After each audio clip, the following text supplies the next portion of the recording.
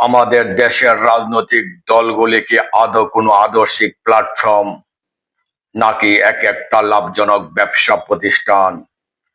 গভীরভাবে তাকালে দেখবেন প্রতিটি দল যেন একটি পরিবারের প্রাইভেট লিমিটেড কোম্পানি, যেখানে সেই পরিবারটি হলো মালিক আর বাকি হাজারো নেতা কর্মী কেবল আজ্ঞাবহ কর্মচারী। মালিকের এজেন্ডায় বাস্তবায়ন করাই যেন কর্মীদের একমাত্র কাজ।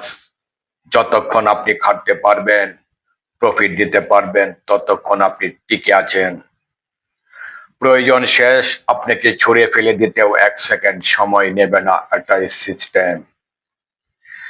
পরিবারের বৃত্তে বন্দী গণতন্ত্র। বাংলাদেশের রাজনীতির ট্র্যাজেডি এটাই। প্রতিটি বড় দল এক একটি পরিবারের কাছে জিম্মি। দলের ভিতরে গণতন্ত্র নেই, আছে কেবল উত্তরাধিকারের দাপট। সাধারণ মেধাবী কর্মীর জায়গা সেখানে সংকীর্ণ, কারণ দিনের শেষে চেয়ারটা কোনো এক নির্দিষ্ট রক্তের উত্তরাধিকারীর জন্যই সংরক্ষিত।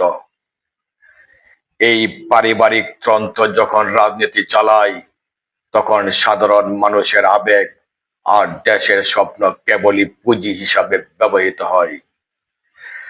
আমরা কি এমন রাজনীতি চেয়েছিলাম, যেখানে মানুষ কেবল ব্যবহৃত বস্তু? সময় এসেছে বাবার। রাজনীতি যদি ব্যবসা হয়, তবে সেখানে মানুষের অধিকারের চেয়ে মুনাফাই প্রধান হয়ে দাঁড়াবে। আর সেই মুনাফার বলি হই আমরা সাধারণ মানুষ।